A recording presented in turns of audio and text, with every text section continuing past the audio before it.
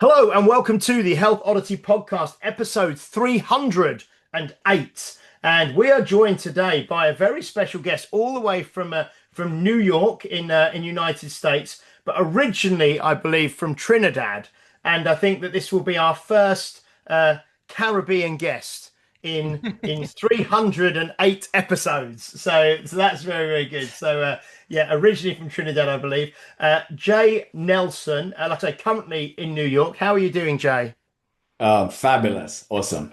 Okay, it's great to have you with us. And I suppose to begin with, we were just talking a little bit about there before recording about the World Cup, the soccer, the football World Cup currently on in America. And you said you're kind of been a lifelong, always into football and soccer and things. But maybe to begin with, can you tell us a little bit about yourself, about your background? Like you said, you were born, I think you grew up in Trinidad, now in the States. A little bit maybe about your sporting background, how you got involved in fitness, in strength, in training. I know you own your own gym, body image gym as well. Yeah, just kick off wherever you want to, Jay, really. Okay, so how I got started into strength was so at 11 years old, back in the Caribbean, we write this entrance examination to go into middle school and secondary school, right? And I was from the center of the island, and I did really well on my test, so they sent me all the way to the west. Now, that doesn't seem like a big deal since like Trinidad fits in New York like 30 times. Okay. But for an 11-year-old country boy going into the city, the West Coast city, it was a big deal for me. So being smaller, skinnier, I mean, I always played soccer, was always athletic, but I didn't have the size to compete with the other boys, right? Because I hit puberty late on in life. So I get to this school, everybody is a bit brilliant, but there was a strange mix of bullies that had a lot of brain, right? Mm. So it was trying to find my way and fit in to a particular group in middle school and high school. So I wasn't the smartest person, so I didn't really fit in with the real smart glasses wearing type. I don't want to sound too bad, but that wasn't me anyway, right? And then I wasn't the big bad dude on the block.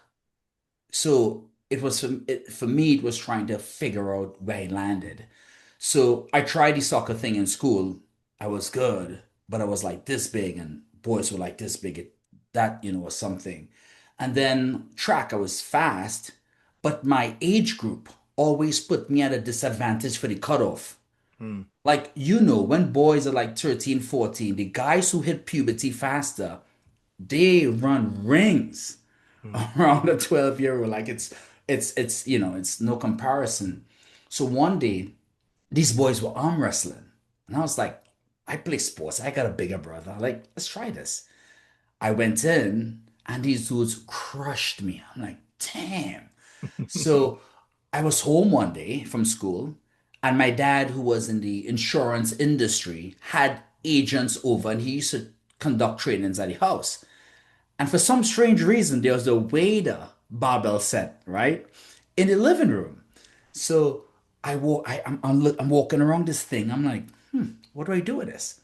One of his agents, tall black guy, walks across. He's like, well, if you take this thing up and you do like this, and he shows me an arm curl, he's like, your arms are gonna get stronger. I was like, okay, cool. All right. I had no idea what I was doing. I did this thing for a while, went back into school, and these guys were arm wrestling a couple months later. I was like, let me see if this thing worked. And I went to the table, and guys who were crushing me could not move my arm. Mm. No, I didn't gain a single pound of muscle, at least I didn't think so. I didn't look any different. But his strength was just there. And I was like, whoa. And that one instance lit a fire that would last a lifetime. So Mm. that's kind of like my segue into messing around with weights, Yeah. you know? So is that And so at that stage, and how old would you have been then? Sort of 12, 13, I'd have something been like that? I'd have been 13 years old at that time, Yeah. yeah. So at Yeah. that stage, you kind of realize that, right, I can train, I can do something, and then I can change, I can increase strength, I can change my, like you say, maybe not your body to look at, but you could, you could get stronger, through doing Y- this exercise. Yeah. Yeah, definitely. I mean, the goal wasn't aesthetics. I guess, as I got older, I didn't really weight train often. It wasn't something that was a routine at that time, but I messed around with it for a couple of years. I played a lot of soccer. That time I was playing a lot of soccer. And then afterwards, I started training more frequently, and then my body started changing, you Mm, know? Um, and when it comes to sports, I always sprinted. I played soccer. I would say I started doing some, you know, s- school competitions at around about 8 or 9. And then I remembered playing for a local team, and they made a selection to represent the region, the central part of the region. I got selected to go to that team. I trained on that team. And then I was selected to train with a national 50-man squad. At that point in time, I was 15 years old. mm, Trinidad was getting ready to host the under 17 World Cup. I think that was in like 19, you know, I got to go back and check the dates, but it had to be like 1997, 1998. It was the under 17 World Cup we were hosting, and I was called up to practice, to try out for that 50-man squad. So that's kind of where, it started coming up for me playing ball. mm. Excellent. And when was it that you moved to New York? I mean, have you been in New York for a long time? Is that a fairly recent move? How long have you been around the New York area? Well, I moved to New York at in 2005. Okay, so So 20 I 20 years ago, yeah. 20 years ago, yeah. Yeah, So yeah. I came here originally, and I had a trial with Kingsborough College to play soccer. I went and I trained. It was so crazy. The first time I went, it was in the winter. Mm. I'm in 90-degree weather, and the coach is like, "Okay, gears up. You're on the field." Dude, I stepped out that car and I walked back in. I'm like, I can't do this. So, yo, it was so cold. And he said to me, he said, don't sweat it. Next week, we have indoor tryouts. Do Mm, the indoor tryouts. So I did well with that. And then I tore my hamstring preseason. mm, And I went back home, and I just took like 1 or 2 years off. Like I just, that kind of died for me there. mm, I had to work, I had to figure out my career, and then after 2 years later, I moved back to the States, and that's where I started getting into this. mm. And what was your kind of, have you we often ask people on here, have you previously had other kind of jobs or careers, or have you always been in the kind of the fitness industry since you started kind of work? My training is in building design. So Building I design. Okay. Okay. yeah. Yeah. Okay. I went to school to become an architect, Mm, and halfway through, I got an internship with a construction company. And within that internship, they needed little modifications and drawings. So let's say somebody designed this beautiful house and they needed something shifted to the left or to the right. I would be the little guy in the office who would put it together, take it to the building department, get it approved. And then my brother-in-law got me that internship. He was a manager. And then afterwards, he said, "Hey, I'm going to start my own company." mm, And I just went in with him. We just started building and developing houses and properties. That's what I did. mm, So I owned my own construction company back home. mm, And when I came to the States, I was like, I'm gonna try to do this thing. And then I worked with a company. I'm like, I'm starting all the way at the bottom. Like I did all that already. I don't need to start all the way at the bottom and go get a bottle of water and bring a ladder. Like, I'm not doing that. mm, So my wife, she suggested, she's like, dude, you're always in shape, you're always playing sports. Like, just go do the personal training thing. So I went and I studied. I got a job. And within like the first 2.5 years, my manager saw me. He said, "Hey," he said, "I'm gonna make you X amount of dollars," which was a lot of money, more money compared to people who went to school for this stuff, right? Who had degrees. He's like, "I'm gonna make you this money." He's like, "Just commit to one club." And I committed to that club, and he did make me that money. And I Mm. was like, wow, I could actually get paid well doing something I liked, I loved. And that was it. Just kept, Mm. moving up. Mm. And your own gym that you have, your body image fitness, that's I take it that's in New York as well. The Correct. and where is that? Is that in which kind of borough of New York is that? Well, you would call it Nassau, but let's call it Long Island. I'm in Long Island, New York. Okay. So I'm about 35 minutes out of New York City. So I'm centrally located Yeah. um in New York. Yeah. And when did you start that up? When did you decide to, like you say, you committed to this one club. This manager had kind of said, right, I can get you, earning this kind of level, and he did. What was the thinking, or what was the decision behind, leaving that, I suppose, secure job, and opening your own facility, and going down your own route? That's a good question that's gonna take an interesting turn right now. Okay. Excellent. That's what we're after. So, I realize that. So I'm working at this club, right? And things are going well. Same manager who said he's gonna make me X amount of dollars, things are going fine. The team was awesome. We were killing it. And we had a couple bodybuilders and stuff. That's when I did my first bodybuilding show, right? Because I did some of that thing. And one of the trainers, you know, it seems that he had a problem with me. And ever so often he would, mouth off a little bit. And, I'm like, dude, like, let's not do this. Like, I'm from the islands. I grew up fighting bullies and understanding what that's like. Like, let's not do that, right? Mm, And, it became a thing. And then one night we're training clients and I'm working with a young lady and he comes up and he starts yelling and he's, it's big type A kind of thing.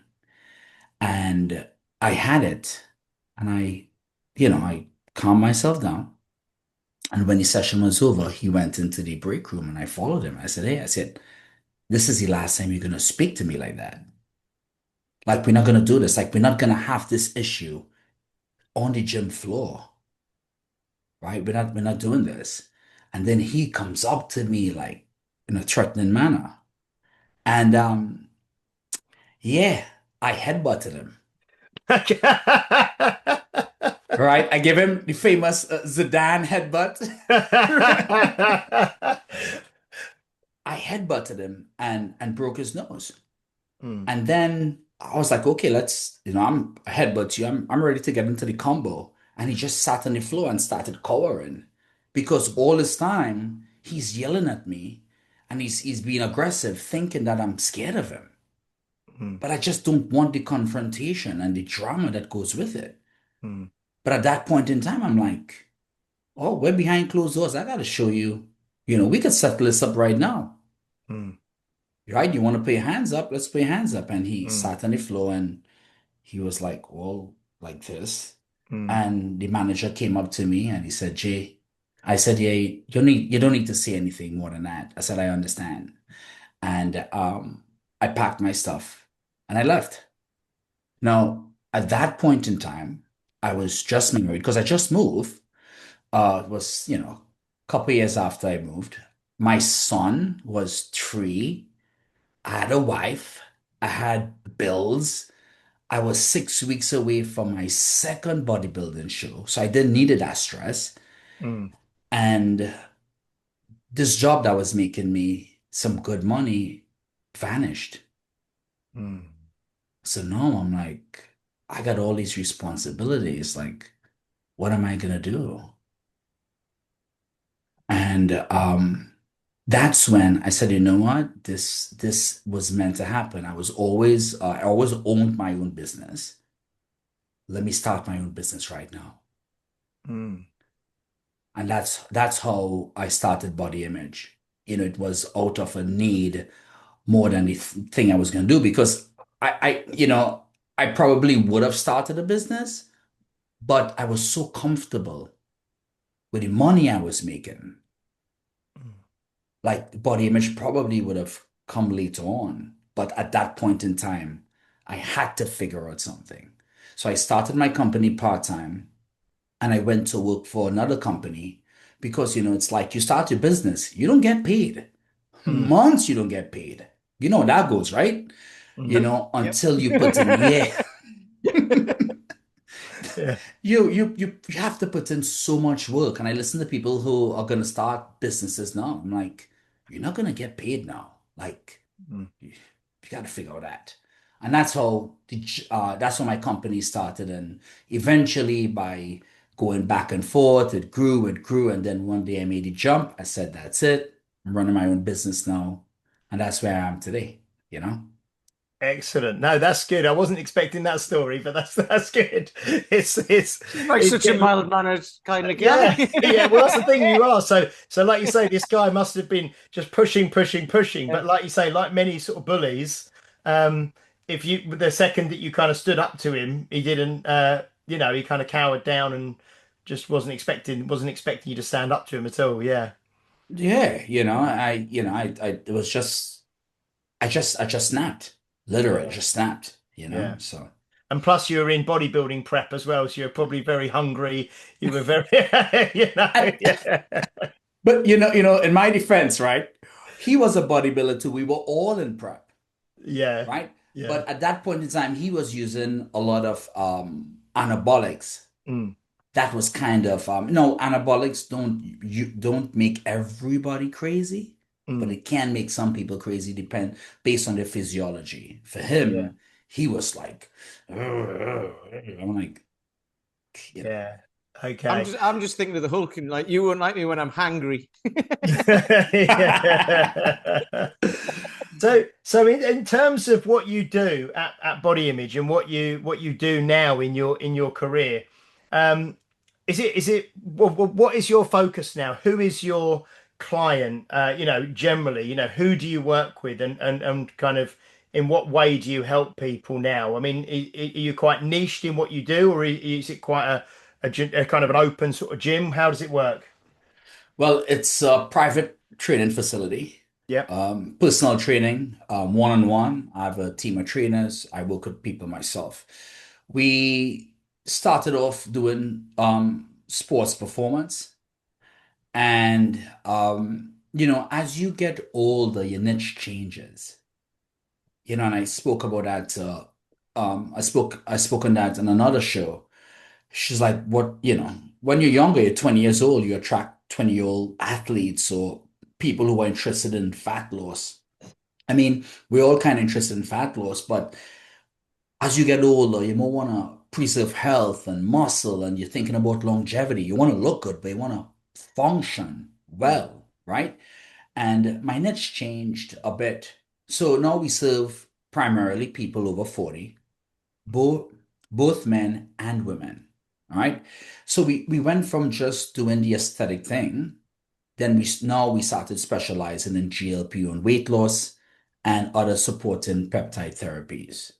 mm, Now from that, we've added on a second part to the practice, a third part to the practice, where we focus on biological age because we're working with people who have built businesses, have built lives, who are successful. They're not only trying to look a certain way, they realize that if they function well, they look good, they could enjoy the life that they are building now and for decades to come. So they don't just want to work out, they want to ensure that they're preserving their health and their mental acuity. So that was just like the next stage to what we were doing. So to mm, answer your question, we focus on strength, weight loss, and longevity. mm. It seems to be all encompassing, but there's specifics to each one. Yeah, and like you say, it's not so the focus is not the aesthetics now. It's people who come to you with different goals. And you mentioned the GLP ones, which I know again probably I think usually with any kind of any trend really, whether it be health, whether it be any kind of trend, we're usually, a year, 2 years, sometimes up to 5 years behind where the US is, in terms of it seems that most stuff starts there and then it comes over to us maybe a year to 2 to 5 years after. So with the GLP ones, obviously they're quite big over here now, but with the model, the healthcare model over here, and I know obviously healthcare in the States is predominantly private. Over here, you can only access it through the NHS if you are like a type 2 diabetic or something like that. You can't just have like a BMI over, I know people who have very, very, very high BMIs, but because they're not diabetic, if they want the GLP-1 treatment, they have to pay for it privately. So how has that changed the your job, I suppose, in the States, having the proliferation of these drugs and stuff now over the last year or so? Well, when I was first approached to offer GLP-1s to my bring it into my practice, I was a bit hesitant because of all the we lacked research, we lacked strong data, and there's the curve of innovation of diffusion, right? Some people jump on it really quick, the early adopters. Some people wait until everybody's doing the thing, and then some people are all the way down in the back, the laggards are waiting to see, well, what happens. And I had to carefully examine, you know, where we would go with this because I know, just like how AI is coming to disrupt jobs that are repetitive, GLP-1s are gonna change the weight loss industry. They have changed the weight loss industry. And I was like, here's what. So this tool has been shown to reduce lean mass and it could decimate metabolisms going forward if not used properly. And I do like the stance that your government is taking on how it's being delivered. I think we should have stricter standards and protocols when it comes to that. So it's like if my clients are gonna go outside and use this, and there's like there can be a deleterious effect to the metabolisms going forward.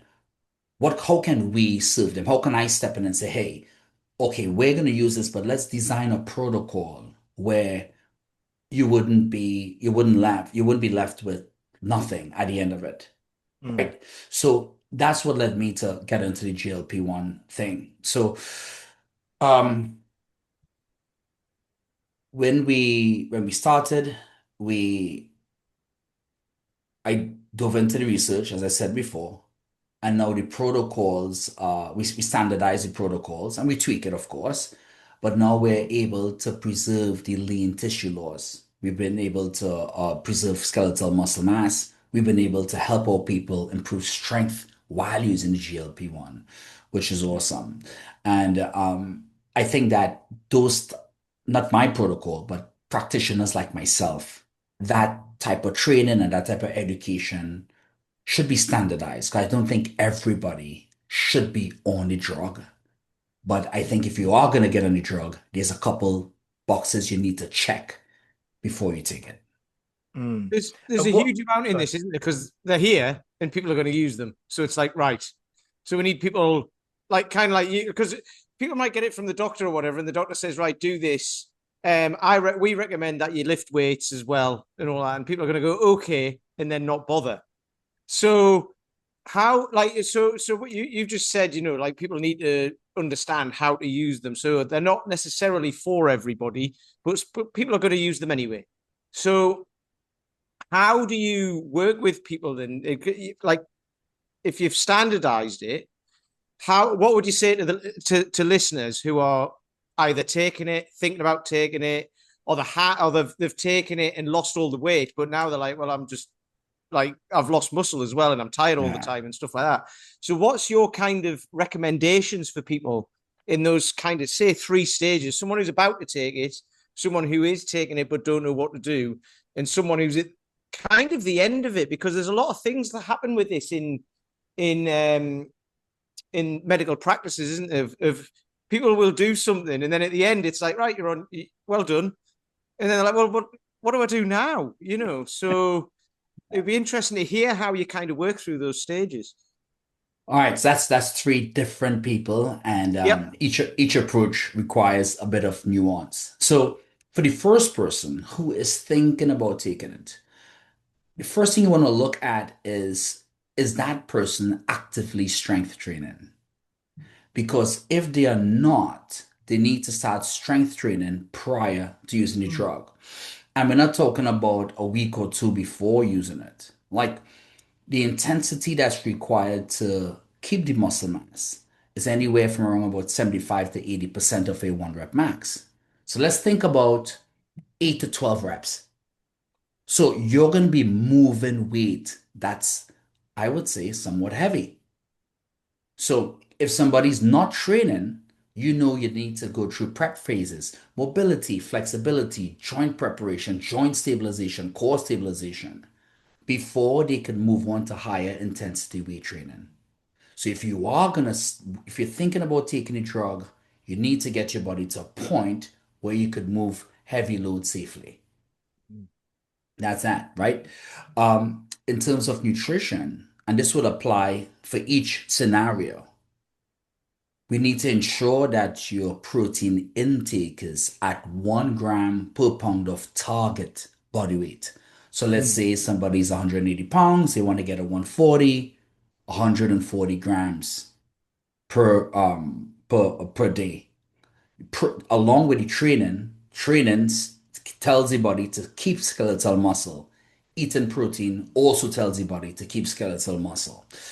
The nuance with that is when you're taking in that much protein, you need to optimize digestion. Otherwise, you're just going to have expensive poops or you might be constipated, yeah. right?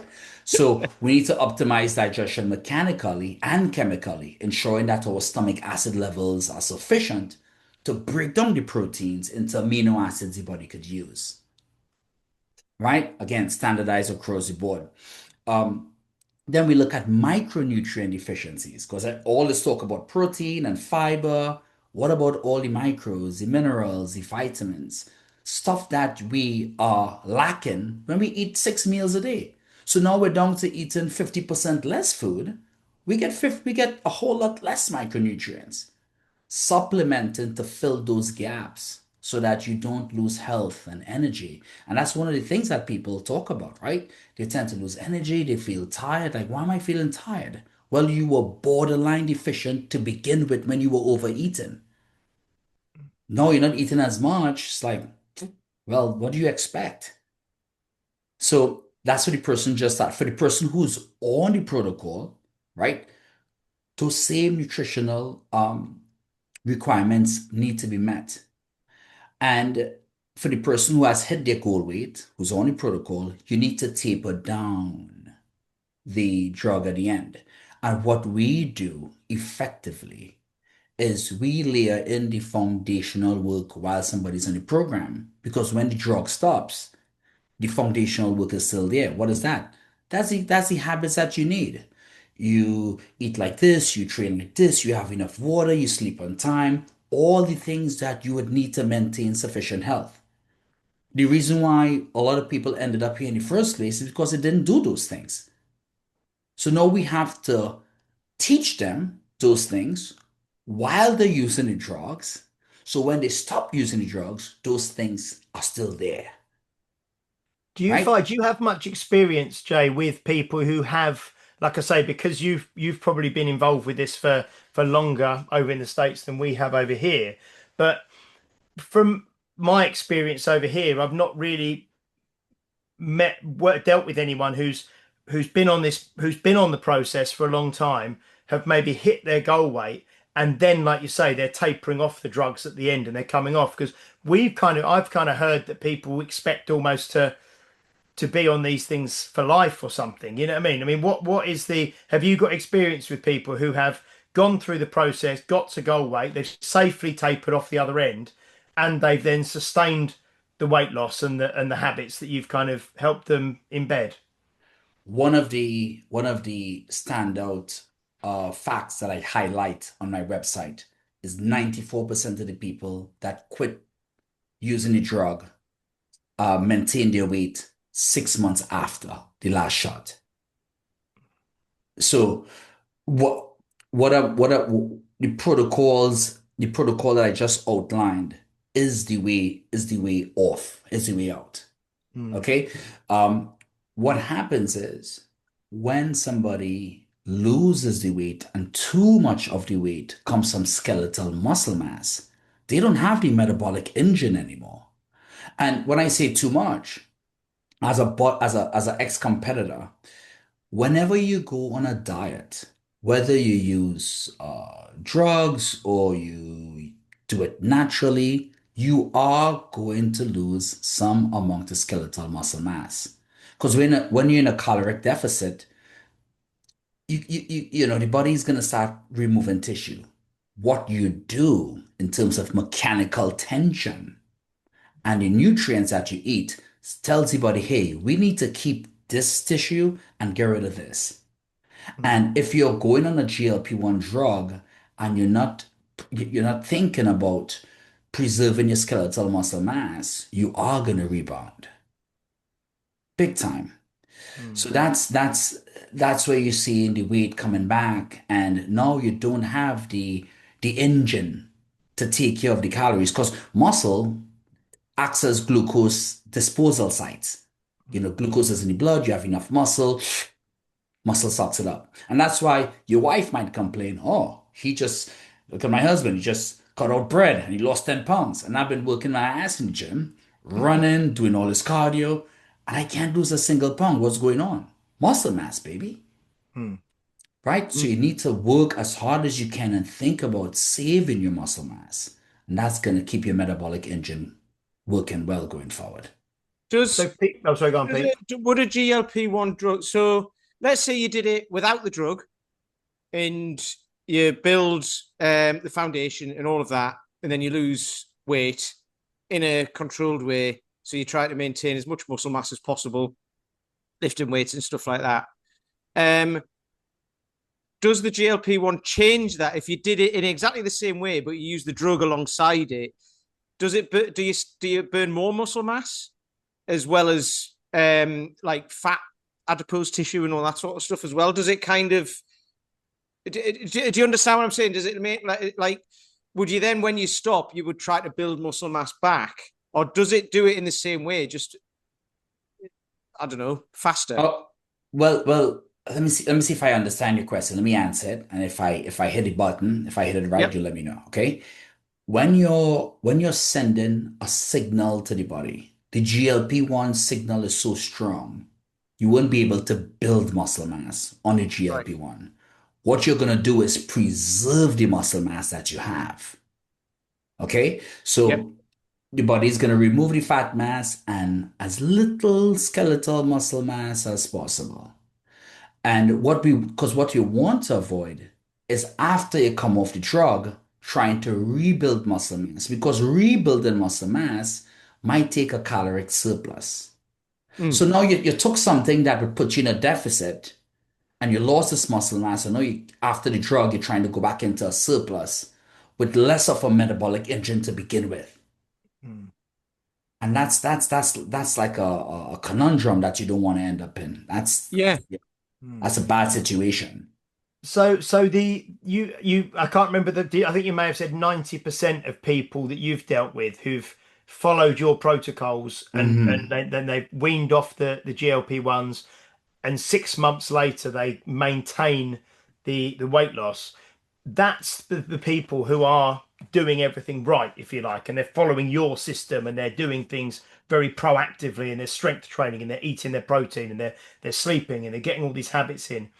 What is there data yet on, the general population who, because I would imagine, like Pete said, that possibly the majority of people who are taking GLP-1s are not doing your program and all the right things. And then I would presume that at the end, if they do come off of it, there is much more of, like you say, a rebound afterwards. Is that kind of fair to say? I mean, I don't know if there's data out there yet to sort of see that. There is data to support that. Yeah.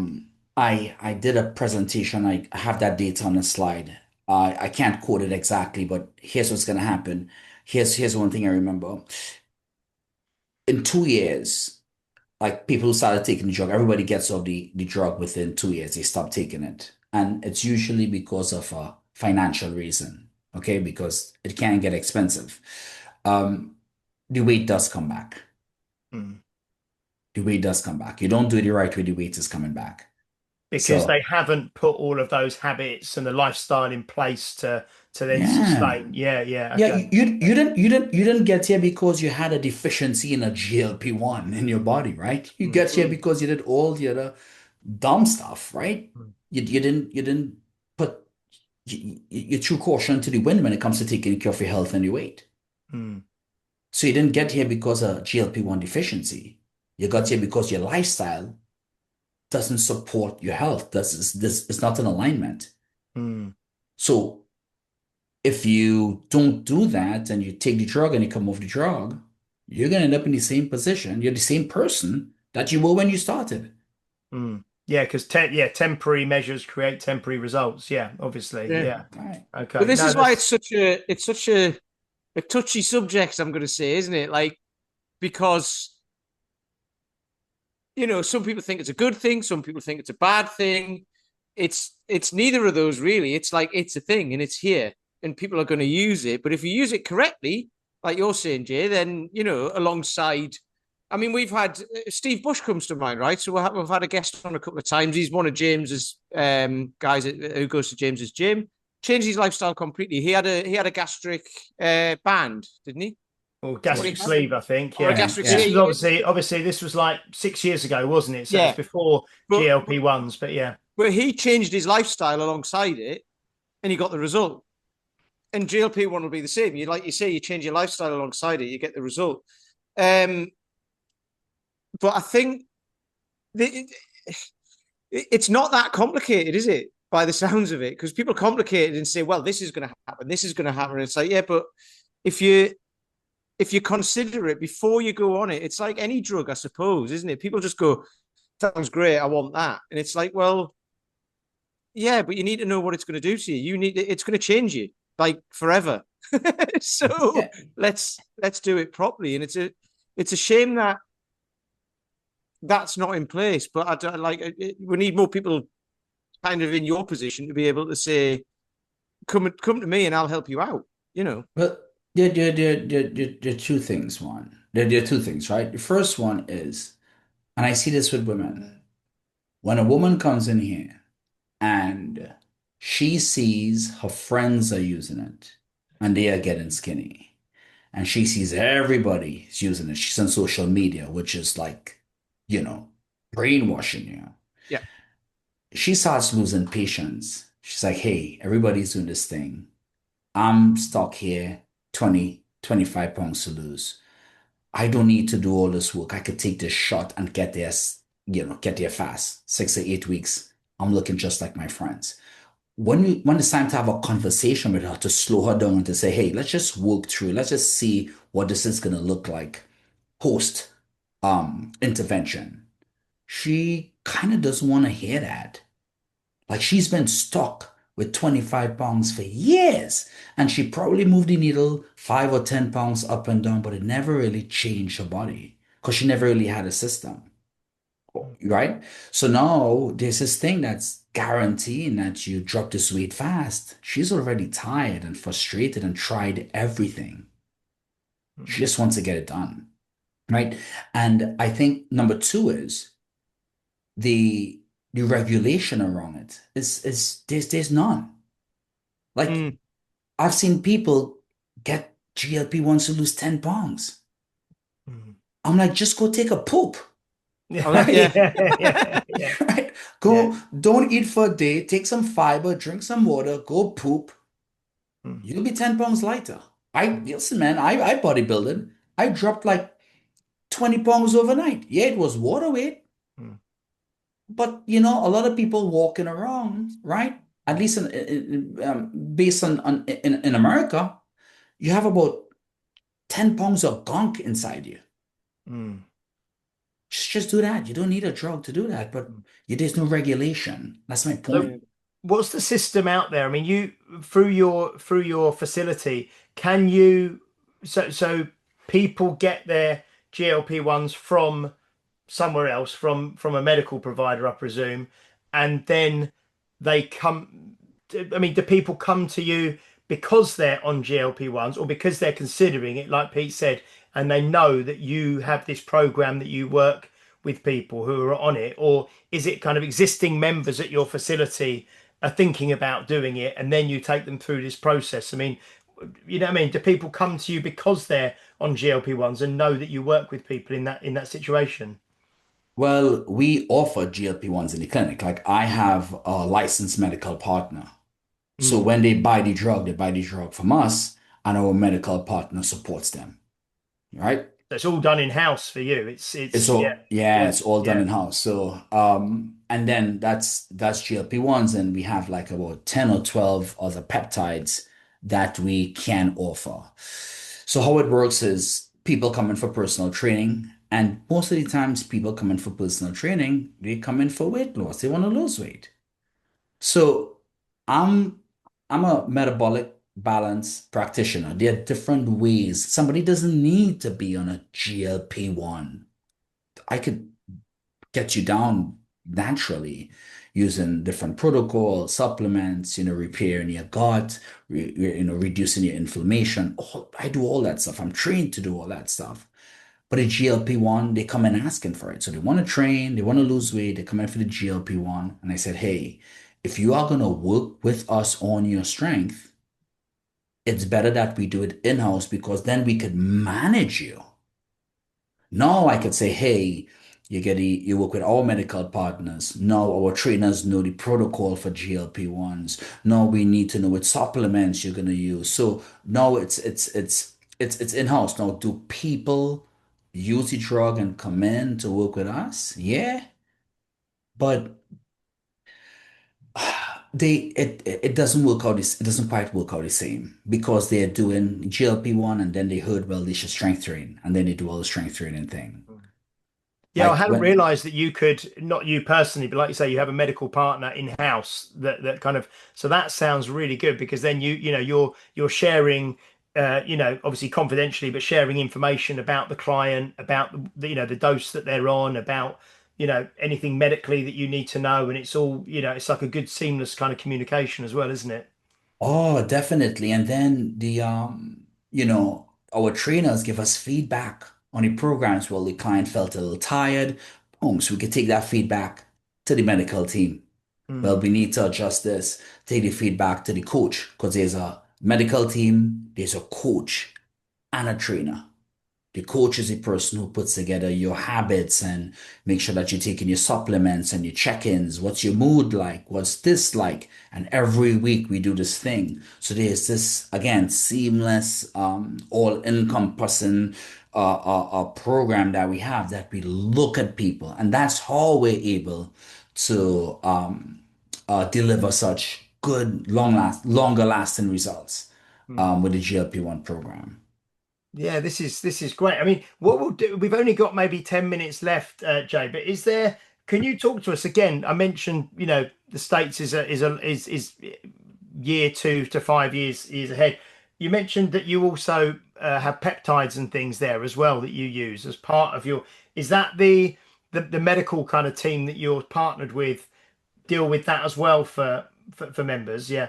What Yeah, can you just explain very briefly, just a total high level, just an explanation of what are peptides in the way that we're talking about them and the way that you're using them, and then some of the benefits of using. I know there's lots of different ones that have different purposes and things, but can you just give us a little bit of an idiot's guide? Is that okay?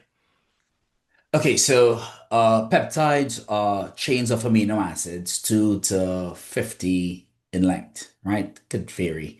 Anything longer than that makes it a protein. They are signaling molecules.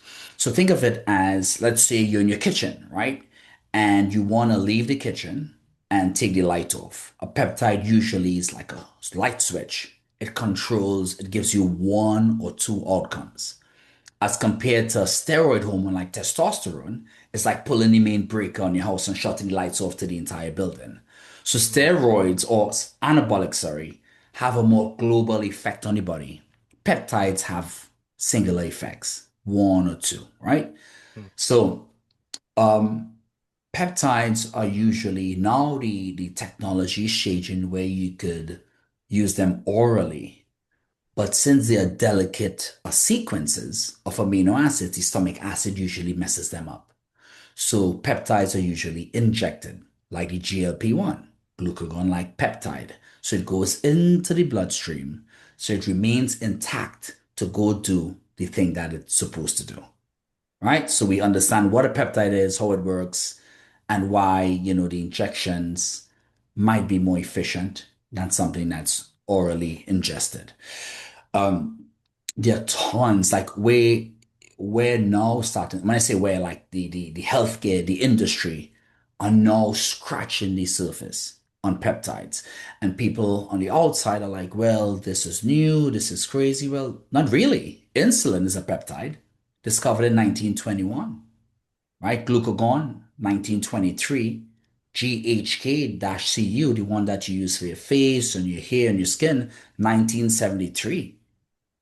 And GLP-1s, I think the research started 1995, 1996. They saw it before, and that's when they started trying to stabilize it to create the half-life, make the half-life a bit longer, Mm. right? So peptides have been around over 100 years.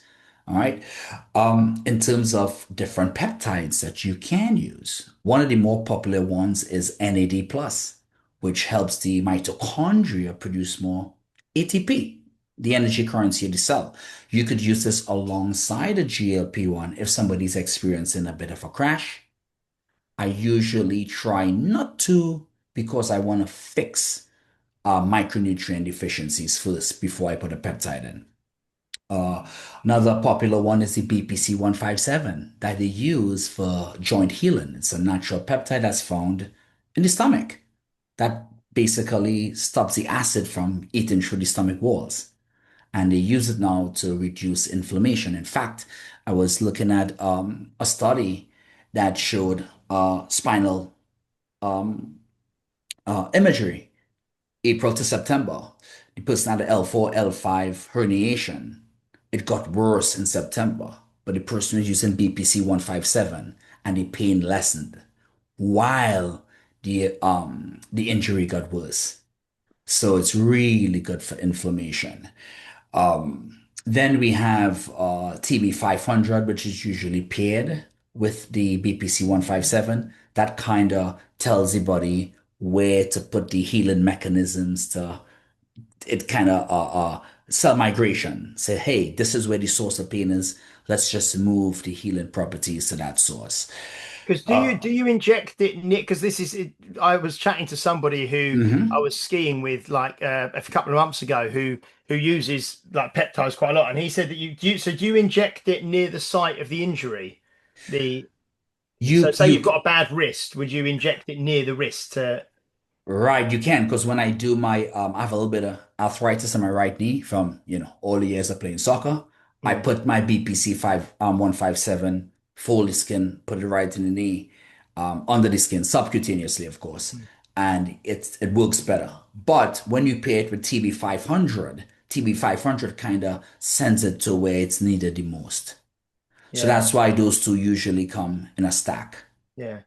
It's amazing. I know we kind of just opened up a whole new can of worms, I haven't we? know.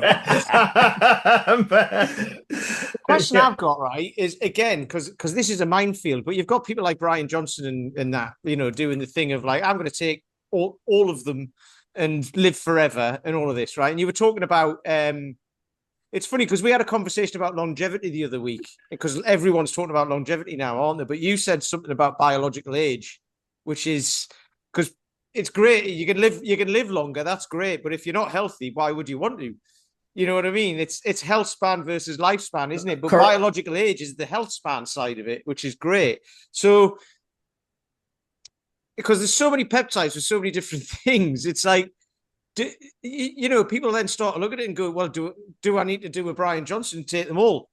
You know what I mean? So it's confusing. Social media is all over them at the minute. They're on podcasts everywhere, and people are flogging them and selling. Like, they're all selling them, and it's like, when do do people need them just for specific things? So, like, someone might be deficient in something from their diet, so they can, if you can get them to do it via diet, that's going to be the most beneficial way, isn't it? But then if for some reason they're deficient because of not absorbing something through the diet or whatever, they might need a peptide to kickstart that or whatever. So is that how you work with it? Like every individual is different. Yes, and can I know we're running out of time, but can I say something on this Brian Johnson Yeah, biological yeah. aging? So, Yeah. the third part to our offering is epigenetic methylation testing.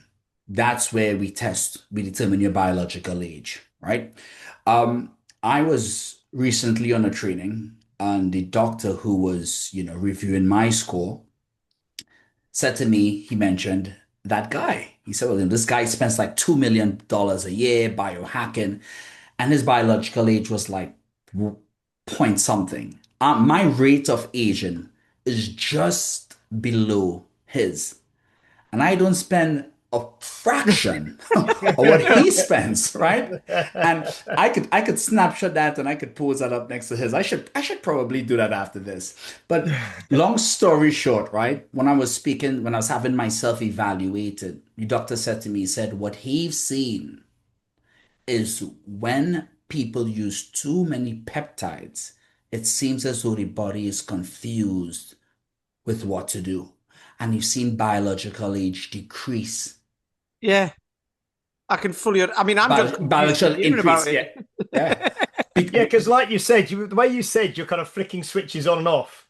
If you've Yeah. got 20 different things that you're injecting into your body every day and you're flicking switches on and off, you You know, probably, like you you know say, when the you go body to get confused. Of like a course. you might, I don't know if you have them in the States, but the telephone box exchange things and all that, and people have opened them up and all their wires are there, and you've got the engineers who go, oh, it's that one there. It must be like that. You just Yes. they're like, what the hell's going on here?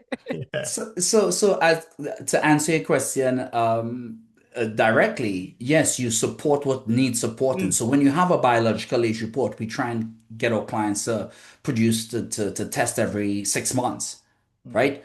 Once you get a report, you look at what needs adjusting and you adjust it. You don't need to take the same thing or take this thing for the rest of your life. You're just optimizing as you go along because the needs of your body changes, right? You could have a period where you go through some depression, you go through some anxiety, you work a little, you work a lot because you're opening a new business, or you rest a lot because you probably sold the business. So your physiology, you get a new kid, you're married, like everything is always changing. So you support your body at that point in time. And that's mm. it. Bring it back to optimal alignment. Mm. Right, I can liken it to. There's a Frasier episode about this as well. But when I find a pair of shorts, I'll buy like 4 or 5 pairs that I like, right? And I'm like, right, I'll have 5 pairs. There's a pair of trousers, shoes, or like that, all the same. There was a company I used to buy shorts from who stopped making them. And I'm like, oh, I've got to find new ones now because they were the ones that worked for me. And I Yeah. think it's like that it sounds like that, what you're saying with peptides. Like someone will be on one and they're like, right, I'll just be on that for the rest of my life. And it's like, no, you're on it now. And then the thing that it helps with will get better, or your body will learn how to do it itself. And then you don't need it anymore. And there might be something else because you get older or whatever, or like you say, stress or whatever it is. Um, Yeah. and I think that just seems to be where these sorts of industries are. People, instead of just saying you need this, but it'll change over time. nobody gets that explained to them. It's just like, oh, you need this and this and this, and you just keep stacking it on. It's like, what's the best exercise? Do this exercise every day and you'll be fine. But there's 100 of them. And just thinking about benching every day, how that's gonna wreck your shoulder. Every time you go Exactly, to the yeah. gym, you bench or you back Yeah. squat, right? But the thing with peptides is like GHK-Cu, the copper peptide.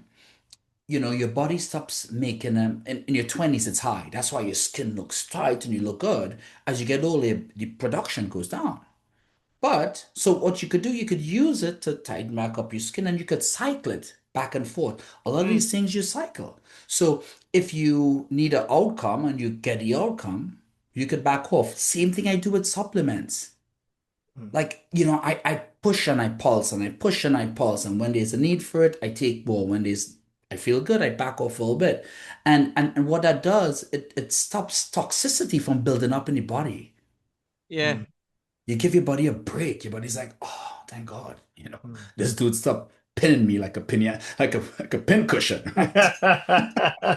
Well, I suppose that's like, I mean, that's just nature, isn't it? Seasons do that. You get winter, summer, all that. I mean, most people in this country are deficient on vitamin D anyway because we don't get any Yeah. sun apart from this week. But it goes in cycles, doesn't it? So yeah, that's Correct. that's Correct. interesting. Actually, I've never really thought of it like that before. But there you go. Yeah. Yeah. Correct. Yeah. Jay, that's been absolutely brilliant. I mean, we'll have to speak to you again because this has been really interesting, and yeah, I've loved it. The way we've gone through talked about a few different things here, but it's so interesting, and I'm sure like something like I say, this is episode 308, and some topics there we've talked about today that we've never talked about before in our kind of 300 plus episodes. So yeah, it was really lovely meeting you, and we'll definitely try and speak to you again in the future. Um, if people want to find out more about you and follow what you do, where is the best place for them to go? Where are you most active? Do you want them to go to a website, a social media? Where's best for people to follow you? So you could find me on Instagram at jnelson0580. That's JAY Nelson. And you could find me at www.bodyimage.health. That's my website. Bodyimage.health. Health. Brilliant. Yeah. No, that was fantastic. Really, really great. Interesting, Pete, isn't it? It's great. Yeah, Yeah, yeah, it's one of those things. It's like it's something that I don't really pay much attention to because I don't actually use any of that stuff myself. So it's like it's not on my radar. But it's yeah. good. Yeah. It's good to But no, know. But Which yeah, is there's lot like I know lots of people who've been, who are on GLP-1s, have been on, would be considering going on. So hopefully, if you're listening to this and a friend of yours is currently taking GLP-1s, or considering, send them this episode so they can have a listen because certainly gives you lots to think about. Yeah, thank you so much, Jay. That was absolutely brilliant. And it's the morning for you over there, isn't it, in New York? So you've Yeah. got the day ahead. Correct. Correct. That's a lot of work to do today and a lot of matches to catch up on. Ah, the yeah. World Cup, indeed, Yeah, indeed. definitely. Thank you so much, everybody, for watching and listening. Please like, share, subscribe, and like I say, especially with this episode, if you know someone on a GLP-1 considering it on it, please forward them this episode. Something to think about. We will be back next week. With episode 309. Finally, if you are on Apple Podcasts and that's where you listen to the show, please do go and give us a review if you haven't done so already. And we will see you next week. Until then, bye bye.